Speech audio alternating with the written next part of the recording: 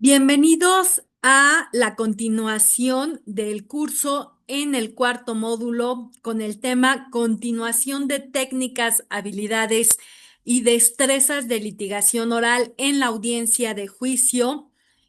impartido en el proyecto de fortalecimiento de la representación legal de los trabajadores y sindicatos en México por la American Bar Association. En esta sesión vamos a enfocarnos en la parte de derechos de las personas juzgadoras, así como sus funciones y también lo que hemos comentado en sesiones anteriores respecto a las responsabilidades y sanciones. Tenemos que el rol del juez tiene una importancia que destaca más en este nuevo sistema de justicia laboral. La persona juzgadora aquí actúa como garante de derechos laborales, promoviendo un equilibrio justo entre las partes. Su imparcialidad es vital para asegurar que cada caso reciba la atención necesaria. La responsabilidad de ser un facilitador de justicia es importante, sobre todo en esta etapa oral dentro del procedimiento laboral. Efectivamente, el juez tiene un rol activo. La responsabilidad de la persona juzgadora es fundamental para garantizar un sistema laboral justo y equitativo que promueva los derechos laborales. La claridad en las sanciones y responsabilidades es crucial para mantener la credibilidad del sistema, asegurando que se respeten los derechos de todos. Vamos a analizar unas jurisprudencias para entender mejor cómo las decisiones pueden afectar la justicia laboral y el equilibrio en los derechos. Primero, voy a compartir una jurisprudencia que es de tribunales colegiados de circuito respectiva a la multa prevista en el artículo 48, quinto párrafo de la Ley Federal del Trabajo, en el sentido de que es improcedente imponerla por no haber logrado la solución del conflicto en la conciliación prejudicial. Los hechos que se contienen en esta jurisprudencia son relativos a que un tribunal laboral federal impuso una multa al apoderado legal de la parte demandada con fundamento en el artículo 48, el quinto párrafo de la Ley Federal del Trabajo, que comentamos ya en la sesión anterior,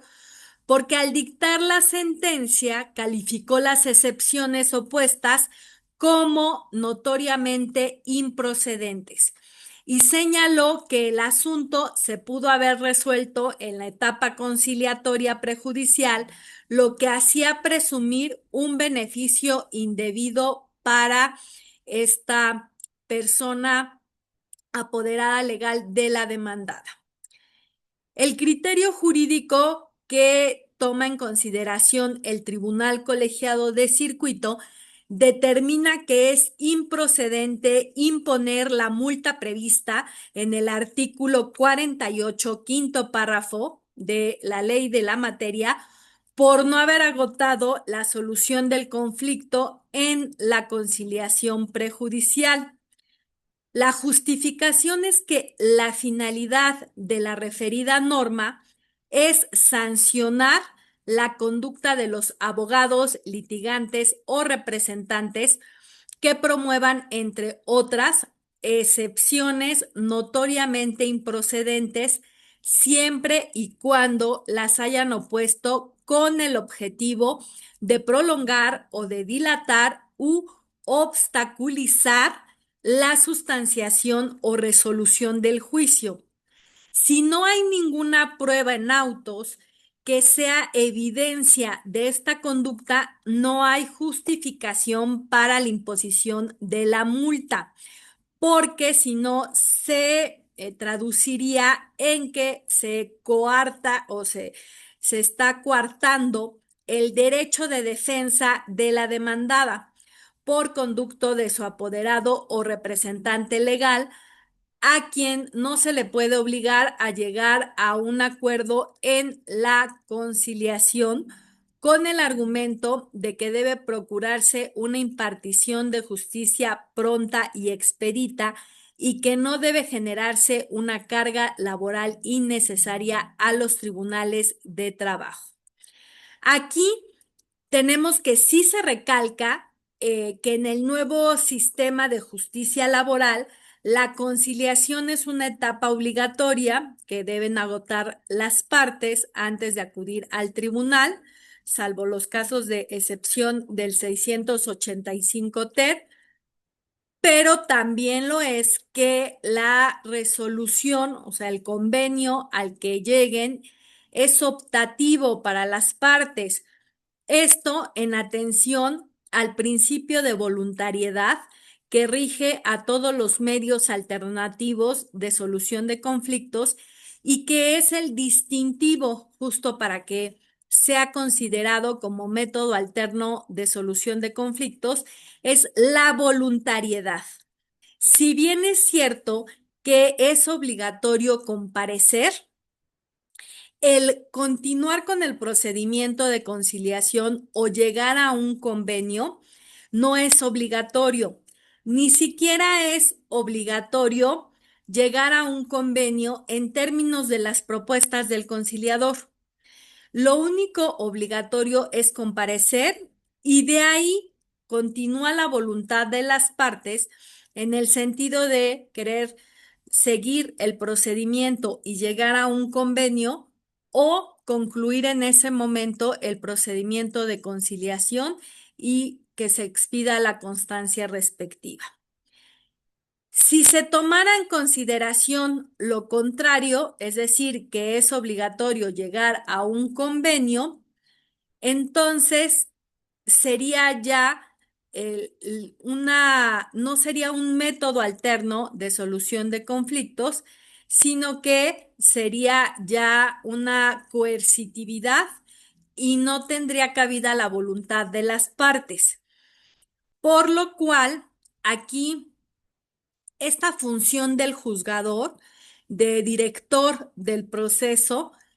está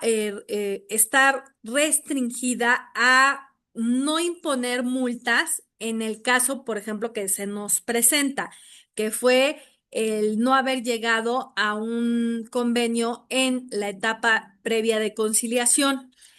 Esta facultad de imponer una multa que le otorga la ley en el artículo 48, quinto párrafo, está para los casos en los que se oponga o que vaya en contra de que el procedimiento sea rápido. Es decir, si estamos ante la presencia de excepciones improcedentes que prolonguen, dilaten u obstaculicen la sustanciación o resolución del juicio. De igual forma, vamos a comentar otra jurisprudencia, la cual aquí voy a compartir en la pantalla y que es relativa, ahorita ahí va.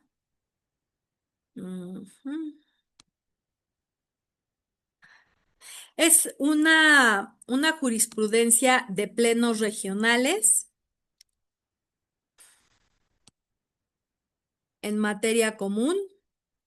relativa también a la multa en el procedimiento laboral, en cuanto a que el apercibimiento de su imposición es un acto que por su naturaleza no es de ejecución irreparable, al ser futuro de realización incierta y por ende no es impugnable en el juicio de amparo indirecto. Aquí los tribunales colegiados de circuito contendientes llegaron a conclusiones diversas respecto a si el acuerdo por el que una autoridad del trabajo realiza un apercibimiento de imposición de una multa en un procedimiento de ejecución de laudo es o no impugnable en la vía de amparo indirecto, porque un colegiado sostuvo que si es procedente, tomando en consideración lo dispuesto en el artículo 107, fracción quinta de la Ley de Amparo, en el que se considera que se trata de un acto autónomo e independiente de la etapa de ejecución que afecta de manera real y directa derechos sustantivos. El otro tribunal colegiado sostuvo que el juicio de amparo indirecto es improcedente en virtud de que no se trata de la última resolución dentro del procedimiento de ejecución.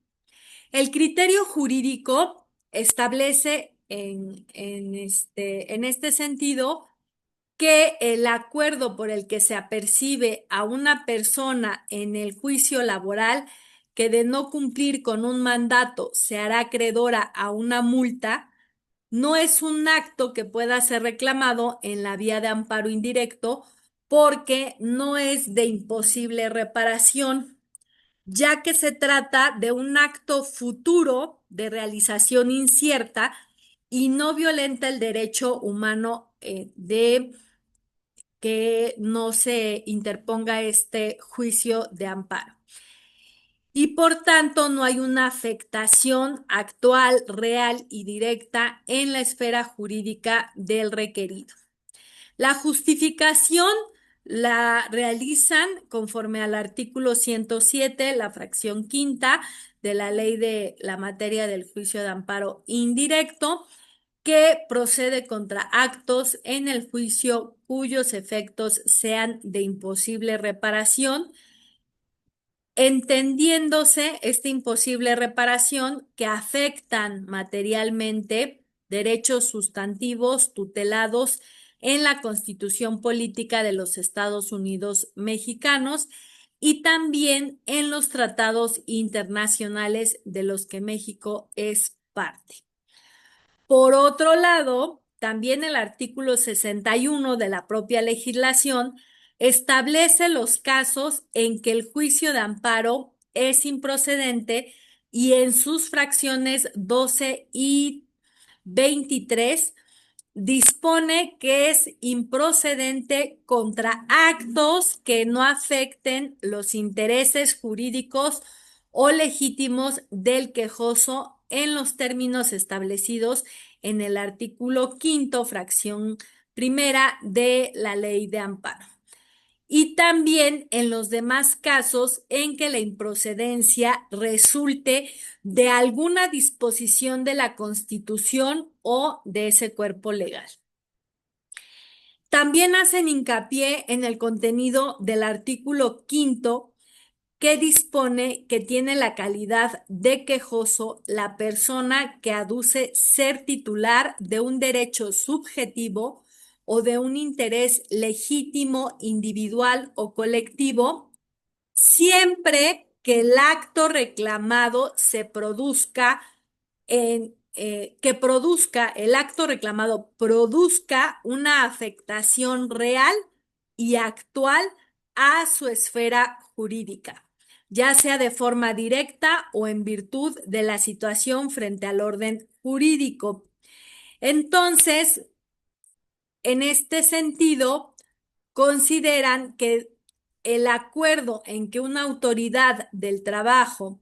dicta dentro de un juicio laboral un apercibimiento a una persona debe de ser considerado para no dar cumplimiento a un mandato con imponer una multa no debe ser considerado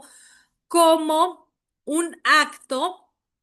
que es impugnable en la vía de amparo indirecto. En caso contrario, si se consideraría este acto impugnable en la vía de amparo indirecto, que fuera un acto que no se pudiera impugnar en esta vía, eh, en principio, porque sí mismo no afecta derechos humanos ni las garantías otorgadas para su protección en la Constitución. Esto lo consideran así porque para la imposición de la sanción no se encuentra contenida en el propio acuerdo, sino que ese acto impositivo está condicionado al actuar del obligado requerido y de la propia autoridad inclusive. De ahí que ese auto de apercibimiento por sí mismo no constituye uno de aquellos que tenga una ejecución irreparable porque es un acto de futura realización incierta. Esto es así porque si el obligado asume una conducta con la que acata la orden, la sanción pecuniaria no va a ser impuesta y por tanto no se violentará derecho alguno que afecte la esfera jurídica. Por el contrario, si su actuar es rebelde, aun cuando se imponga la multa, el acuerdo que contiene la sanción puede ser impugnado en la vía correspondiente porque ambos acuerdos resultan ser independientes y autónomos unos de otros. Aquí entonces tenemos esta facultad que se respeta de los jueces de imponer multas como directores del proceso y para sancionar conductas de las partes que incurran en incumplimientos. Eh, Aquí vamos a revisar otra jurisprudencia relativa también a este tema y que voy a compartir también aquí en la pantalla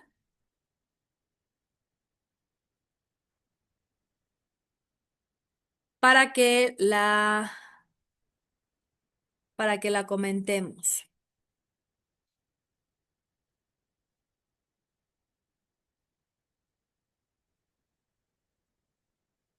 Esta tesis tiene el registro digital 2029-016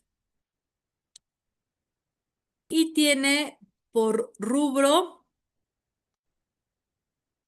multa en el juicio laboral. Para imponerla se requiere acreditar una conducta notoriamente improcedente y que busque prolongar, dilatar u obstaculizar la sustanciación o resolución del juicio. Aquí nuevamente es referente a los artículos 48, párrafo quinto y 48 bis, fracción primera, inciso D, de la Ley Federal del Trabajo. En esta jurisprudencia, los hechos son que los tribunales colegiados contendientes sustentaron criterios contradictorios al analizar la legalidad de la multa que impusieron los jueces laborales en la sentencia impugnada en amparo directo en términos de estos artículos 48 y 48 bis, mientras que uno determinó que la multa debe demostrar la finalidad de prolongar, dilatar u obstaculizar la sustanciación o resolución del juicio. El otro colegiado consideró que basta con demostrar alguna de las conductas del artículo 48 bis, fracción primera, inciso D. Esto es que se presenten hechos notoriamente falsos sobre el salario, la jornada o la antigüedad de la relación de trabajo. El Pleno Regional de Centro Norte, con residencia en Ciudad de México, determina que para imponer la multa a que alude estos preceptos de la ley de la materia, no solo debe tenerse por demostrada la conducta notoriamente improcedente, sino que también debe de considerarse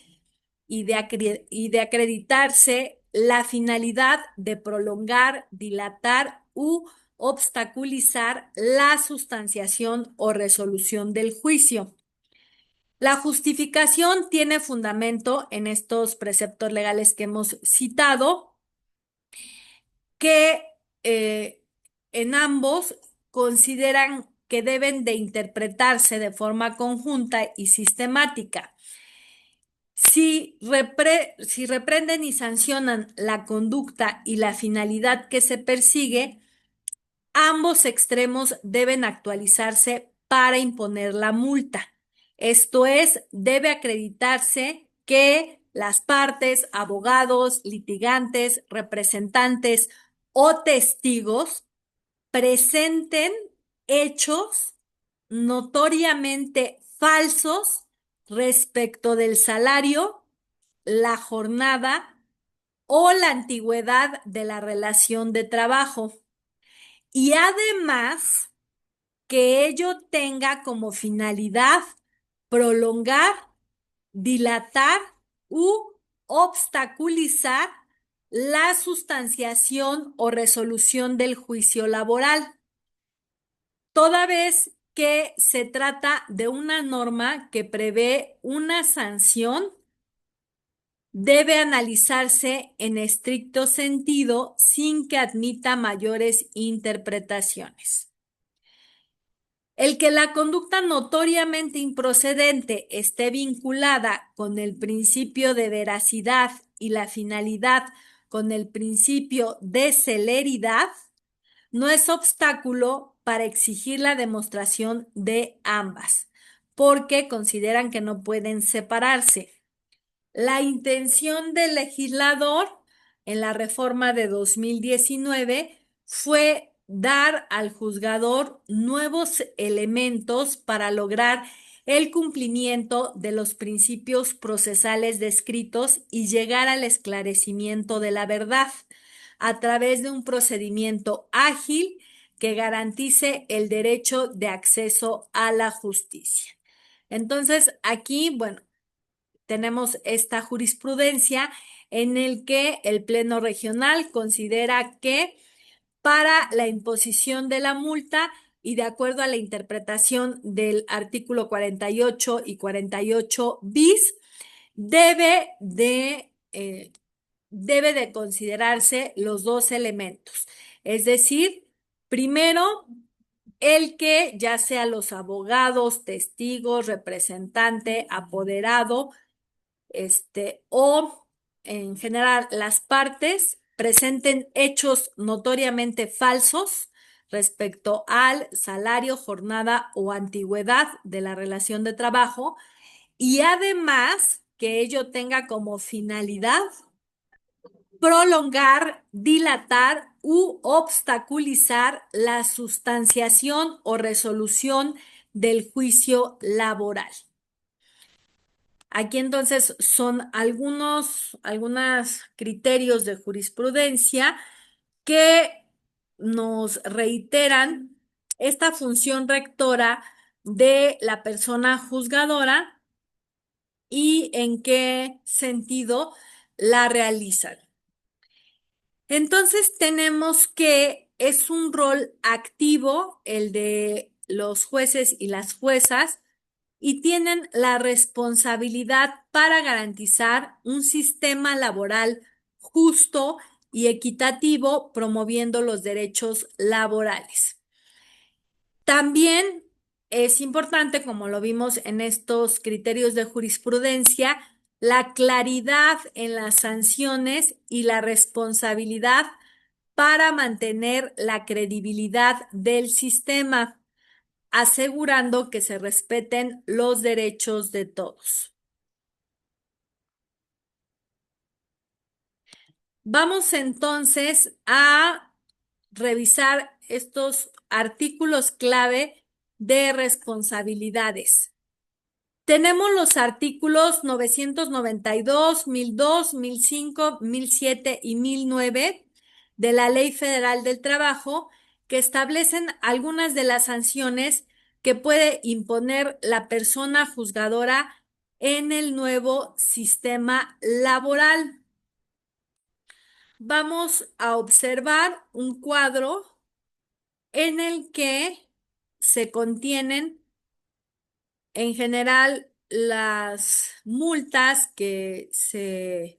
llegan a imponer en la Ley Federal del Trabajo, y aquí vamos a encontrar este artículo primero, el 992, que es relativo, aquí está,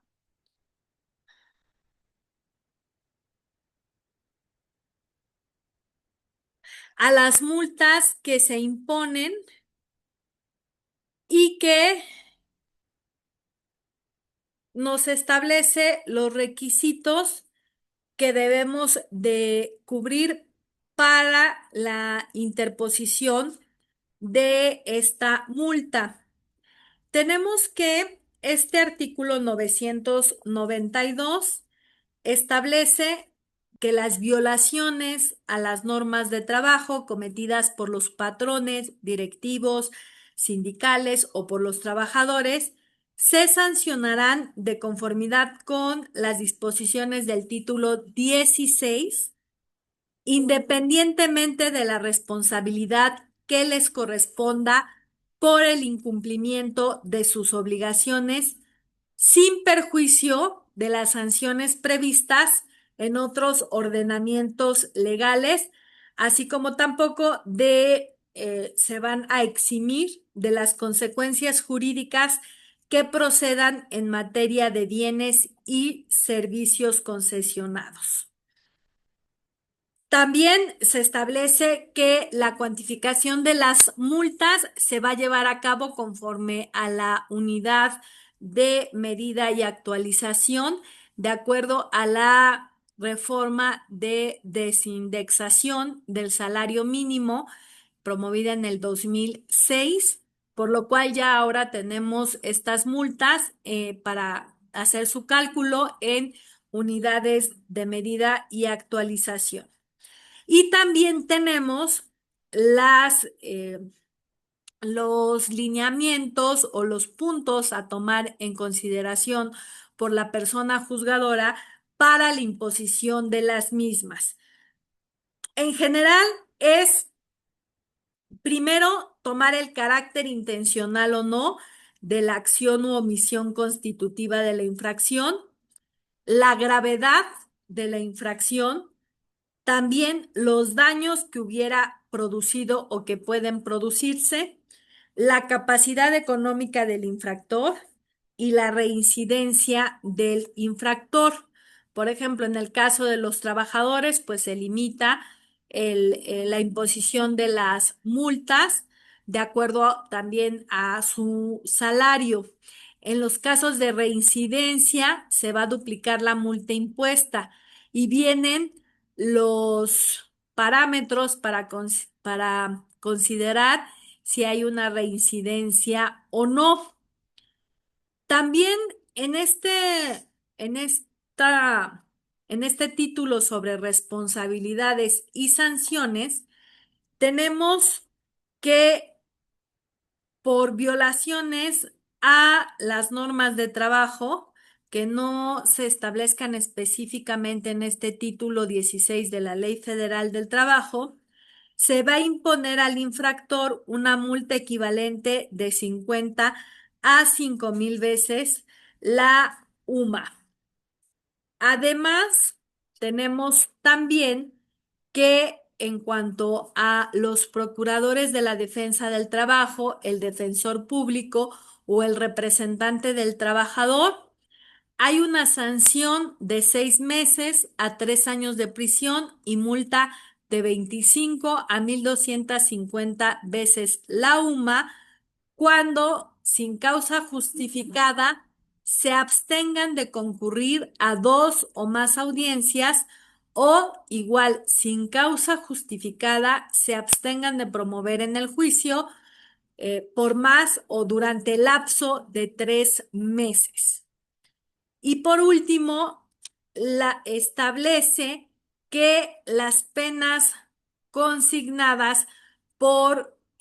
presentar documentos o testigos falsos, que son la pena de 6 meses a 4 años de prisión y una multa de 125 a 1,900 UMAS, va a aplicarse sin perjuicio de la responsabilidad que por daños y perjuicios le resulten al apoderado o al representante. Entonces, bueno, aquí tenemos estas sanciones y multas que establece la Ley Federal del Trabajo. De igual forma, es importante recordar el artículo 1 de la Constitución, que establece principios fundamentales para la protección de los derechos humanos, los cuales también son tutelados por la persona juzgadora, dentro de los que podemos encontrar la garantía de igualdad y no discriminación, la protección efectiva de derechos, la vinculación con tratados internacionales y la promoción de la justicia social. Dentro de esta tutela judicial efectiva está el respetar el derecho a ser oído, garantizar la imparcialidad en los procedimientos, proporcionar acceso a pruebas y argumentos, asegurar la notificación oportuna de resoluciones y aplicar criterios de equidad y justicia en las decisiones. El incumplimiento por parte de la persona juzgadora puede resultar en responsabilidades administrativas y penales. Dentro de los deberes de la persona juzgadora encontramos los que refieren los principios procesales de inmediación, concentración y publicidad. El de inmediación, que ustedes ya conocen y ha sido multicitado, asegura que la persona juzgadora esté presente durante las audiencias para promover un entendimiento claro de los argumentos y evidencias. El principio de concentración en los procedimientos laborales permite que la persona juzgadora mantenga el enfoque y resuelva de manera efectiva y oportuna los conflictos planteados. Y la publicidad de las audiencias fomenta la transparencia y confianza del público en el sistema judicial, asegurando que el proceso sea accesible y responsable. En cuanto a las resoluciones que se pronuncian en el juicio laboral, tenemos que deben ser motivadas y fundadas, lo cual implica un análisis exhaustivo de pruebas y argumentos para garantizar que estas decisiones judiciales estén debidamente fundamentadas y sean justas, la claridad y coherencia en la redacción de las resoluciones, que resuelvan lo que les es pedido o cada una de las prestaciones, así como también en su caso de las excepciones, y que estén apegadas al principio de legalidad y actualizadas para que tengan validez y garanticen el cumplimiento y el apego a los principios del derecho del trabajo. En cuanto a este deber de las personas juzgadoras de imparcialidad y de equidad, la persona juzgadora debe garantizar que todas las partes reciban el mismo tratamiento durante el proceso, promoviendo así un ambiente justo y equilibrado para la resolución de los conflictos. Aquí hemos reiterado que no únicamente se garantiza el respeto a los derechos de los operarios, sino que también el respeto a los derechos de la patronal. Lo único es que en la aplicación de la norma, pues el derecho tiene una mayor cantidad de normas que protegen los derechos de los trabajadores. Sin embargo, es para equilibrar esta relación laboral, pero en ningún momento se desprotege a los empleadores. También entra aquí en esta imparcialidad y equidad, el evitar prejuicios. Se considera fundamental que los jueces y las juezas eviten cualquier sesgo o estereotipo que puede influir en sus decisiones, asegurando que las resoluciones sean justas y basadas en hechos concretos. Aquí consideramos que no es que la persona juzgadora carezca de cualquier sesgo o estereotipo, porque todos los tenemos. Lo importante es detectarlo y ya que se tiene presente y que se detecta, el evitar que tenga una influencia que provoque una parcialidad, por ejemplo, o que la persona juzgadora no sea neutral. Respecto a que tenga respeto a la diversidad, en esta parte de considerar la diversidad y la perspectiva de género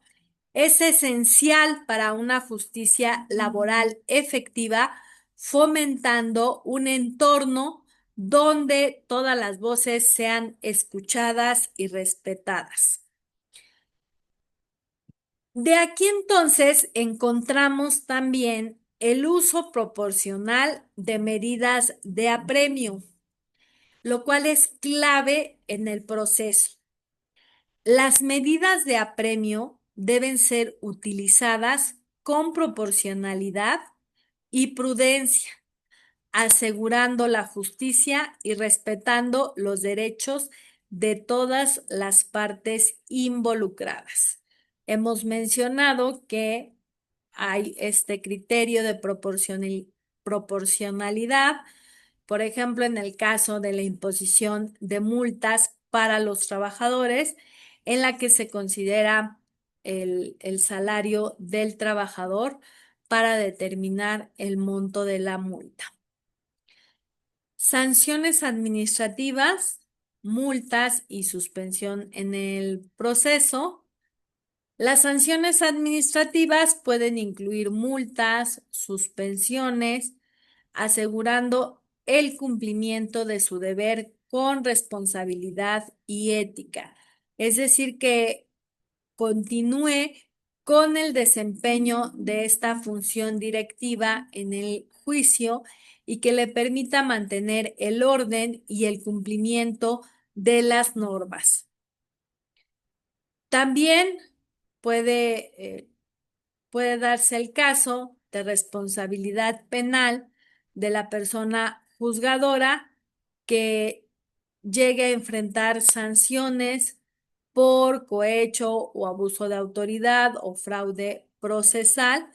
lo cual debe evitarse para no comprometer la integridad del sistema judicial y afectar la confianza pública. De igual forma, tenemos la responsabilidad patrimonial del Estado. Encontramos aquí fallas en la justicia como falta de imparcialidad en juicios, daños causados por decisiones erróneas, indemnización a víctimas o evaluación de esta responsabilidad patrimonial. Y de igual forma, destacar la importancia de la respuesta efectiva por el Estado, que muchas veces no solo es sancionada o a veces ni siquiera es sancionada en nuestro foro, en nuestro país, sino que es hasta instancias internacionales cuando se sanciona la falta de esta respuesta efectiva por el Estado.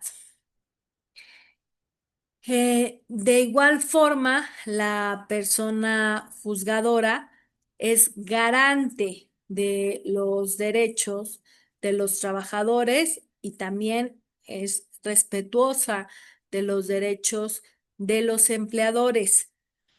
La persona juzgadora asegura la igualdad en el proceso laboral, actuando o realizando la defensa de derechos, por lo cual lo que en su actuación refleja es identificar vulneraciones a derechos, respetar el derecho a ser escuchado, promover la equidad en el juicio y facilitar el acceso a la justicia. Nuevamente también destacamos la buena fe procesal, la cual tiene este compromiso ético del juez para garantizar justicia, generar confianza entre las partes y actuar con transparencia y responsabilidad. Asimismo, facilitar la corrección de errores en el procedimiento, que se puede también realizar gracias a este principio de inmediatez. Dentro del compromiso para garantizar la justicia efectiva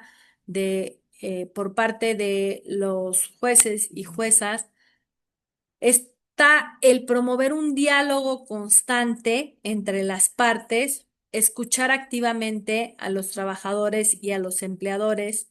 analizan las pruebas con atención y seriedad, impulsan la equidad en todas sus decisiones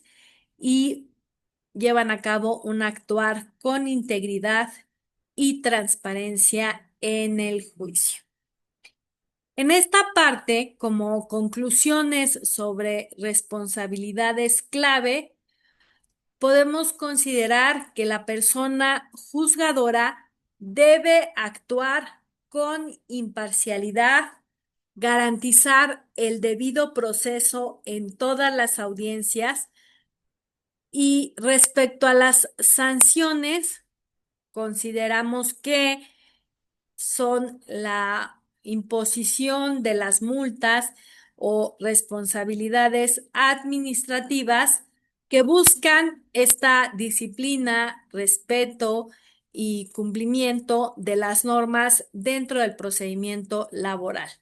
La transparencia es fundamental en la justicia laboral.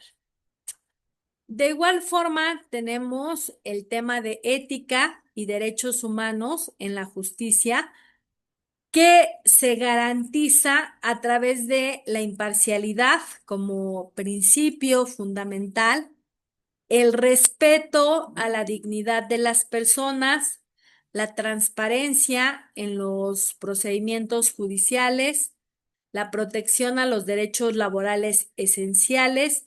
y la promoción de la equidad y de la inclusión. En el fomento a este sistema laboral más justo y eficiente, hemos observado y las personas juzgadoras también así lo han expresado y lo han hecho saber, que se encuentran en formaciones continuas que fomentan la transparencia en los procesos judiciales y que impulsan una responsabilidad activa en las decisiones judiciales. Con esto concluimos esta parte de prerrogativas y de obligaciones de las personas juzgadoras. Y vamos a continuar para destacar algunos otros en esta sesión. Tenemos entonces derechos y funciones de las personas juzgadoras. Hemos mencionado que el rol de los jueces y las juezas es más activo en este sistema, en este nuevo sistema de justicia laboral, ya que si recordamos o hacemos referencia a la práctica que se llevaba a cabo en las juntas de conciliación y arbitraje, de acuerdo al sistema anterior, era un rol que se desarrollaba más por el representante del gobierno, que poco a poco los representantes de los trabajadores y de los empleadores dejaron de emitir sus votos particulares y que no en todas las ocasiones, pero en la mayoría de las veces únicamente firmaban los laudos, lo cual llevó a este también cambio en el que ahora el juez está obligado a, de acuerdo a este principio de inmediatez, a estar en todas las audiencias presente, lo cual tampoco sucedía en el sistema anterior. Había veces que el presidente de la Junta salía y estaba en algunas de las audiencias y estaba por momentos, pero era esporádico. Y entonces ahora tenemos que esto también le da esta facultad que ya tenía el juez, bueno, que ya tenían los representantes, esta estructura tripartita, pero que no ejercían, que es el allegarse de todos los elementos necesarios para poder resolver de mejor forma. Em, entonces, ahora que ya el juez preside la audiencia o las juezas presiden la audiencia y se encuentran como máxima autoridad guiando el desarrollo del proceso y de esta forma logran asegurar un ambiente justo y ordenado para todas las partes involucradas. Como herramientas cuentan los jueces y las juezas con estas facultades disciplinarias que le fortalecen este papel de autoridad para aplicar correcciones disciplinarias durante la audiencia, asegurando que el proceso se mantenga en un ambiente de respeto y profesionalismo. En casos necesarios, también la persona juzgadora puede imponer multas o solicitar el uso de la fuerza pública para mantener la tranquilidad y el orden en la sala de audiencias. De igual forma, la persona juzgadora debe garantizar en la inmediación y la concentración a través de la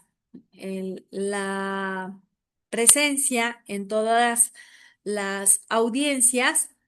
y evitando demoras innecesarias y favoreciendo la resolución oportuna de los casos. También la concentración en las audiencias es que todos los actos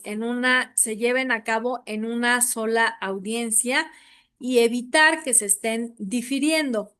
como antes a veces se realizaba, por ejemplo, a partir de la reforma de 2012 y antes también, se diferían las audiencias por motivo de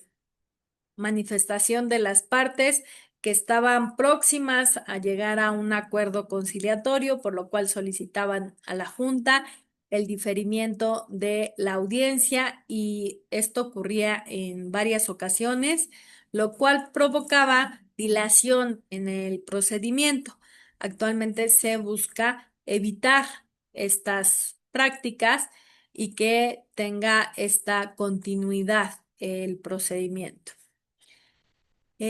También los jueces y las juezas tienen esta facultad de autorizar la intervención de los participantes, garantizando que cada voz sea escuchada de manera ordenada y respetuosa. De igual forma, llevan el control de los interrogatorios. Esta moderación permite a la persona juzgadora supervisar los interrogatorios, asegurando que se mantenga el enfoque en temas relevantes y evitando interrupciones innecesarias. También dentro de esta función jurisdiccional encontramos el principio de imparcialidad, al cual ya hemos hecho referencia y reiteramos su importancia en cuanto a que la persona juzgadora no se inclina por ninguna de las partes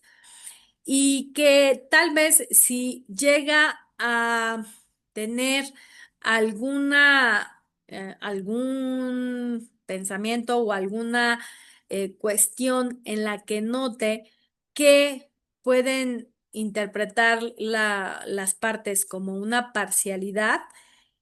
el punto o lo importante está en detectarla antes de expresarla y ahí entonces tener este manejo para conservar la imparcialidad, además de la transparencia y la rapidez dentro del proceso laboral. En cuanto al acceso a la justicia, esta es una oportunidad para todas las partes de presentar sus argumentos y evidencias y entonces promover este proceso equitativo en las audiencias laborales. De igual forma, hacíamos referencia a que el juez puede solicitar documentos y pruebas directamente al patrón si considera que son esenciales para el caso y para que tenga mayores elementos que le permitan resolver de mejor forma. También tiene esta facultad de la suplencia de la queja, en la que el juez puede intervenir activamente, asegurándose que se haga justicia en el caso de que no exista, por ejemplo, ya en la etapa escrita, no es directamente el juez, sino el secretario instructor,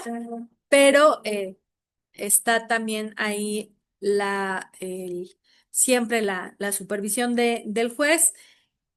para esta facultad de suplencia de la queja. Eh, ya en cuanto a la audiencia de juicio, el juez tiene más esta actuación directiva del procedimiento en la que va guiando y va dirigiendo a las partes en el desahogo de las probanzas, en los interrogatorios, contrainterrogatorios, también en las preguntas que desee formular para allegarse de estos elementos que también a veces sean para apegarse más a la realidad y no tanto a la formalidad. y le permitan resolver de mejor forma. En cuanto a la valoración de las pruebas, es crucial para tener estas convicciones sobre los hechos controvertidos y que se llegue a una resolución justa y equitativa para todas las partes. El dictado de la sentencia, ya en esta etapa final, lo tenemos como una responsabilidad fundamental de los jueces y de las juezas para asegurar la aplicación de las leyes de manera justa y rápida, finalizando así el proceso judicial con claridad y con justicia. El dictado de la sentencia en la audiencia de juicio, que la ley nos establece que es en ese momento o excepcionalmente en días posteriores. Como conclusiones o resumen, dentro de estas facultades, derechos, funciones y obligaciones de las personas juzgadoras, podemos determinar o podemos comentar que desempeñan un papel crucial en el proceso laboral porque tienen esta función de asegurar un juicio justo y equitativo a través de su dirección, jurisdicción, tutela, valoración de pruebas y sentencia. El papel que desempeña el juez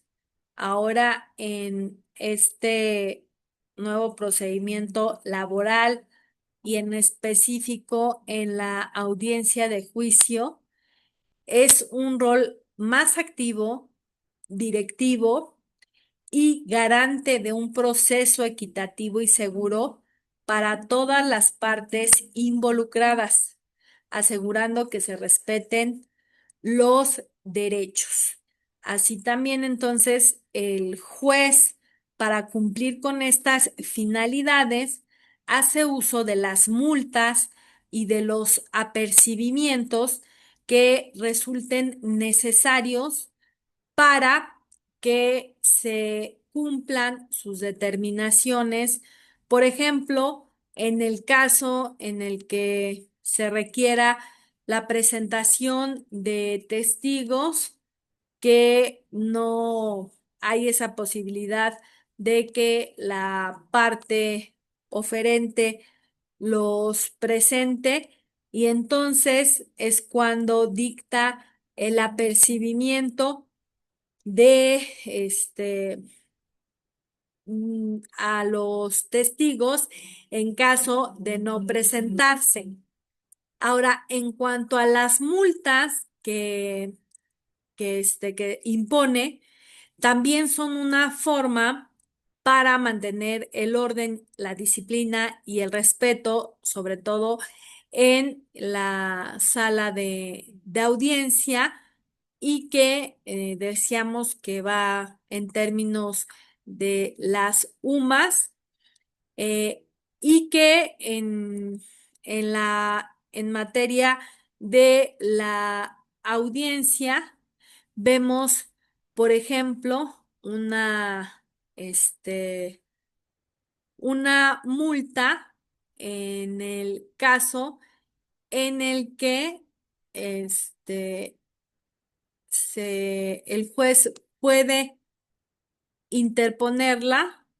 además de otras autoridades que también interponen o que también imponen las multas. Tenemos multas por violaciones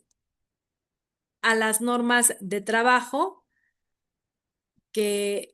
no estén especificadas en la ley de la materia y que pueden ir de 50 a 5,000 UMAS,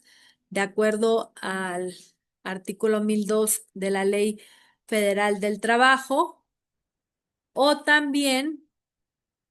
tenemos, bueno, las multas relativas a los representantes de los trabajadores por no presentarse a las audiencias o por no promover en determinado tiempo, que también hay una multa en UMAS y que puede ser también en términos de, este, de prisión y también las multas por presentar documentos o testigos falsos, que ahora en este nuevo sistema laboral hemos sabido que los tribunales laborales están muy atentos al cumplimiento de la norma y que se ha incrementado la imposición de estas multas tanto a las partes como a los representantes, a los apoderados también de estas partes, por lo cual, además de que realicemos la práctica de la aplicación de las normas relativas al procedimiento de forma adecuada y como las tenemos en la ley, también, pues, es importante tener presentes estas multas y estas sanciones y estos apercibimientos para evitar que se incurra en la imposición de las mismas, pero principalmente para llevar una buena práctica del procedimiento laboral y que lo hagamos por ética, por convicción, por esta obligación también profesional de realizarlo de forma adecuada, legal y que, bueno, ya de forma secundaria es tomar en consideración estas multas, estas sanciones y responsabilidades para las partes, para los litigantes y para las personas juzgadoras. Con esto concluimos esta sesión. Les agradezco su atención. Hasta luego.